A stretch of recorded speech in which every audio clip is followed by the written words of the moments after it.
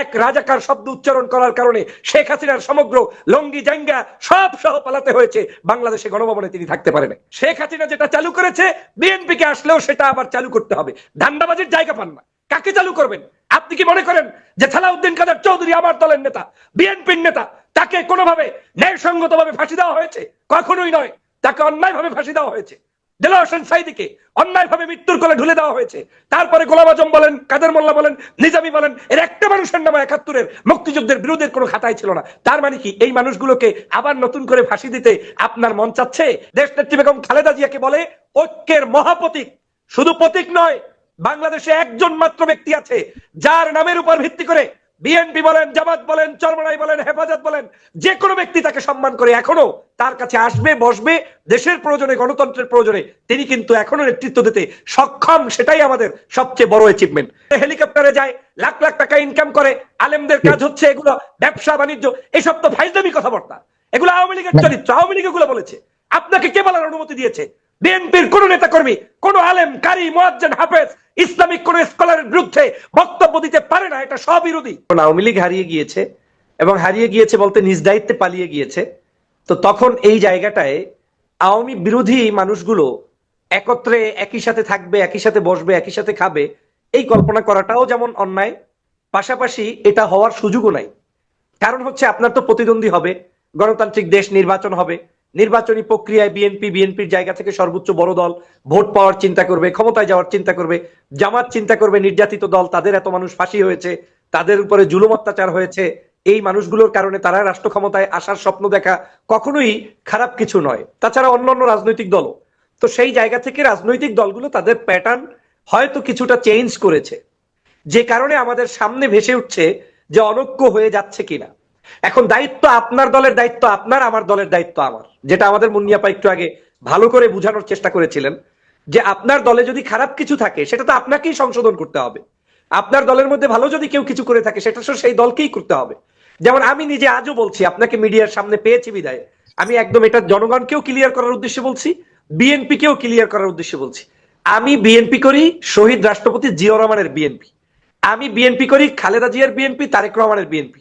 এর বাইরে অনেক বিএনপি কি আমি দেখি নব্য বিএনপি যারা মূলত তাদের আদর্শের ভিতরে বিন্দুমাত্র নাই, কিন্তু তাদেরকে বিক্রি করে কোন পদ পদবি মানে রাষ্ট্রীয় বিশেষ সুযোগ সুবিধা পেতে চায়, এবং পেতে গিয়েই এই দুর্ঘটনাগুলা তারা করে বেড়াচ্ছে, যেটার জন্য দল ক্ষতিগ্রস্ত হচ্ছে।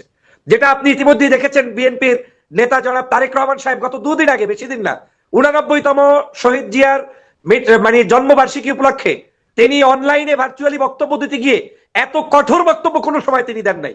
তিনি বারবার বলেছেন আপনাদেরকে জনগণের কাছে যেতে হবে, জনগণ ডিসাইড করবে যে কে আসবে কে আসবে না।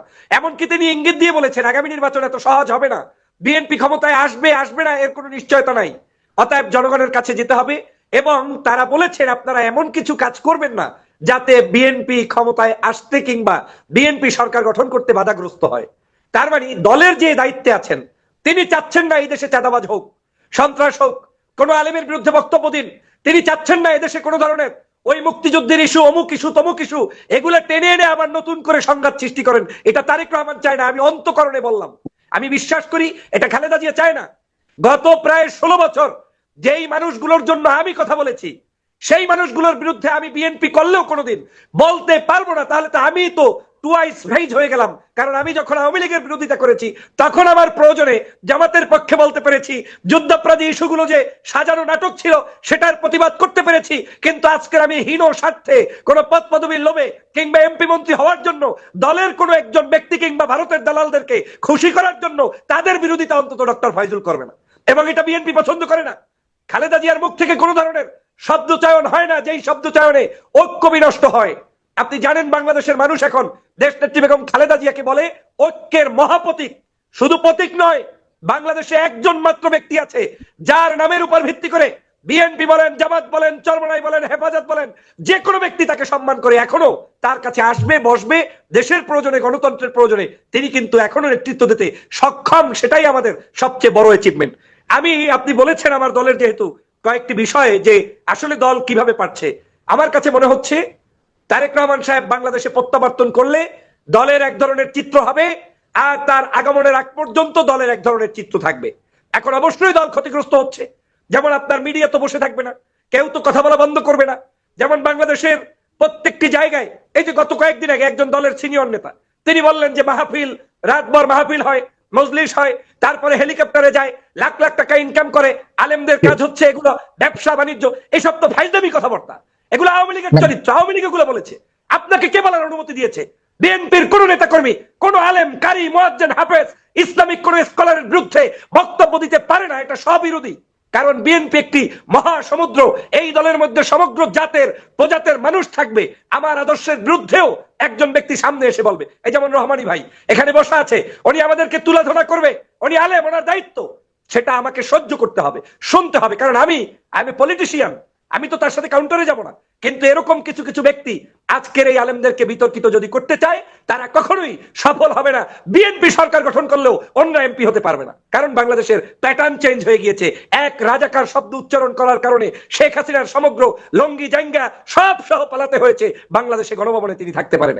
আরেকজন নেতা কয়েকদিন আগে, আমি যদিও এটার উপরে বক্তব্য দিয়েছিলাম, তিনিও মন্তব্য করে বলেছেন শেখ হাসিনা মুক্তিযুদ্ধের সময় বিরোধী শক্তির বিচার চালু করেছে, শেখ মুজিব এটাকে বন্ধ করেছিল, শেখ হাসিনা যেটা চালু করেছে বিএনপি কে আসলেও সেটা আবার চালু করতে হবে।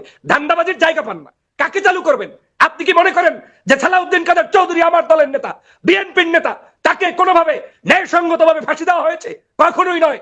তাকে অন্যায়ভাবে ফাঁসি দেওয়া হয়েছে। দেলোয়ার হোসেন সাঈদীকে অন্যায়ভাবে মৃত্যুর কোলে ঢুলে দেওয়া হয়েছে। তারপরে গোলাম আজম বলেন, কাদের মোল্লা বলেন, নিজামী বলেন, এর একটা মানুষের নামে ৭১-এর মুক্তিযুদ্ধের বিরোধের কোনো খাতায় ছিল না। তার মানে কি এই মানুষগুলোকে আবার নতুন করে ফাঁসি দিতে আপনার মন চাচ্ছে? এই দলের এই মতের না, এটা হবে না। বিএনপির রাজনীতি হবে উদার গণতান্ত্রিক ৩১ দফা দাবি, যেটা তারেক রহমান সাহেব দেশবাসীকে বারবার বলার চেষ্টা করছেন। সংস্কার এই বাংলাদেশে সর্বপ্রথম কিন্তু এই তারেক রহমান সাহেব নীতিগতভাবে সংস্কারের প্রস্তাব দিয়েছেন। তিনি কিন্তু ঐক্য ধরে রাখতে চাচ্ছেন। আমি জানি না কোন কারণে বিভিন্ন উপায়ে এই জায়গায় বিভিন্ন ধরনের অনৈক্য হচ্ছে। আপনি দেখেন বাংলাদেশের যদি কোনো আলেম এখন ঐক্যবদ্ধ হয়, তাতে আমার আপনার জেলাসির কি আছে বলেন? আলেমরা এত ১৬ বছর পর্যন্ত আমরা বললাম আলেমরা বসতে পারে না, আলেমরা খাইতে পারে না। তখন বললাম আলেমরা কেন বসে না? এখন আবার আলেম বসছে।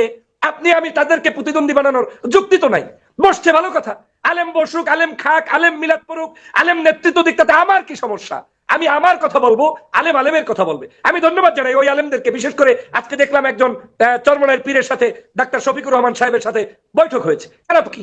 অন্য দেশের প্রয়োজনে কথা বলুক, জাতির প্রয়োজনে কথা বলুক, নেতৃত্ব দিক। আওয়ামী লীগ এই দেশে আসতে পারবে না।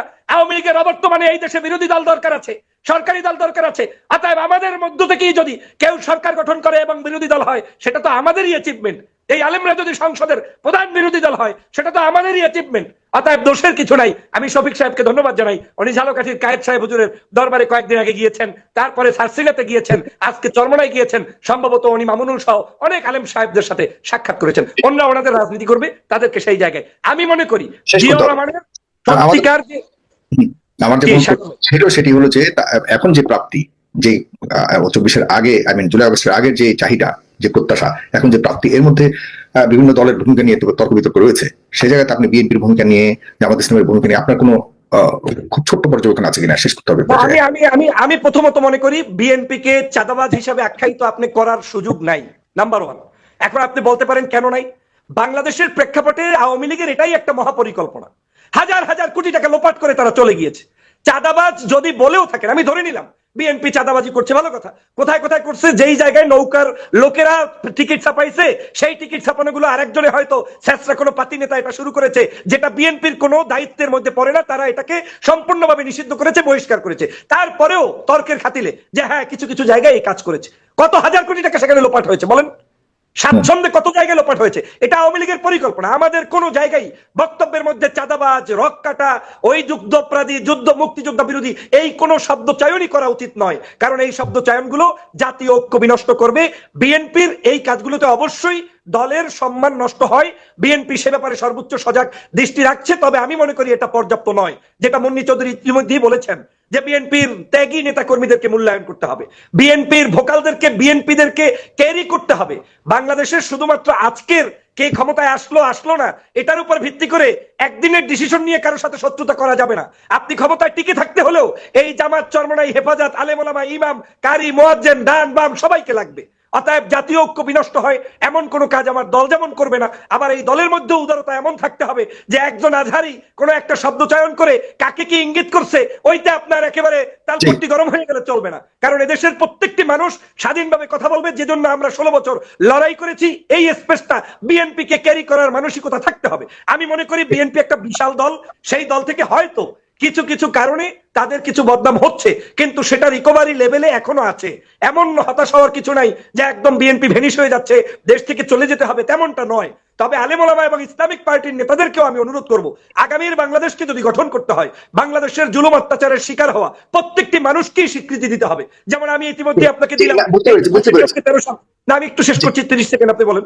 এই যে ফাঁসির কাছে যারা ঝুলেছে তাদেরকেও স্বীকৃতি আমি যেমন দিতে হবে, আবার পাশাপাশি দেশনেত্রী বেগম খালেদা জিয়া জেলের মধ্যে বন্দী ছিলেন, তার উপরে অত্যাচার হয়েছে, জুলুম হয়েছে, বিএনপির নেতাকর্মী লিফলেট বিতরণ করতে গিয়ে পর্যন্ত তারা মৃত্যুর কোলে ঢুলে পড়েছে, হত্যা করেছে, যেটা মুন্নিয়াপা বললেন প্রায় ঝাঁঝরা করা হয়েছে শত শত গুলি করে আমার দলের নেতাকর্মীদেরকে। অতএব এই দেশে প্রত্যেকটি রাজনৈতিক দলের মধ্যে আরেকটি অন্তত পক্ষে আগামী 5 বছর শান্তিপূর্ণ সহ অবস্থান নিশ্চিত করা, এটা আমাদের দায়িত্ব। আর বড় দল হিসেবে আমার দলের দায়িত্ব সবচাইতে বেশি। আপনি যদি কাছে না যান, কাছে না ডাকেন, আর দূরে বৈশা পিছনে পিছনে বললেন চরমনের পীর আমার না, জামাত ইসলাম আমার না, অমুকে আমার না, তাহলে তো বাংলাদেশে কেউই আপনার থাকবে না। আমি মনে করি সবাইকে কাছে টানতে হবে, তারা স্বাধীনভাবে নির্বাচন করলেও কাছে ডাকতে হবে, দূরে বসে নির্বাচন করলেও কাছে ডাকতে হবে, আওয়ামী বিরোধী জায়গায় ঐক্যবদ্ধ থাকতে হবে। এবং সর্বশেষ বলতে চাই, এই যে সমন্বয়করা, তাদেরকেও স্নেহ করতে হবে। তাদেরকে কুটনামি করে তাদের ভিতরে আক্রান্ত করা, কারো মাধ্যমে ক্ষতি করা, কিংবা তাদের উপরে জুলুম অত্যাচার নতুন করে চালু করার পায়তারা করা, এটা হবে ষড়যন্ত্রবাদীদের রাজনীতির নমুনা। এটা কোনোভাবে সম্ভব নয়। উচিত হবে তাদেরকেও ডেকে, আসো আমরা দেশ গঠন করি, আসো তোমরা তোমাদের দল গঠন করো, সবাই মিলে দেশে একটা ফ্রি ফেয়ার ইলেকশন হোক, ইলেকশনে যে আসবে সেই বাংলাদেশকে নেতৃত্ব দিবে। এটাই হচ্ছে আমার চাওয়া পাওয়া। সুপ্রদর্শক, বিষয়টা আপনারা কিভাবে দেখছেন অবশ্যই আপনাদের মূল্যবান মন্তব্য কমেন্ট বক্সে জানাবেন। সবসময় সত্য নির্ভেজাল তথ্য পেতে স্বাধীন বাংলা টিভি ইউটিউব চ্যানেলটি সাবস্ক্রাইব করে আমাদের সাথে থাকুন। আসসালামু আলাইকুম রহমতুল্লাহি ওয়া বারাকাতুহু।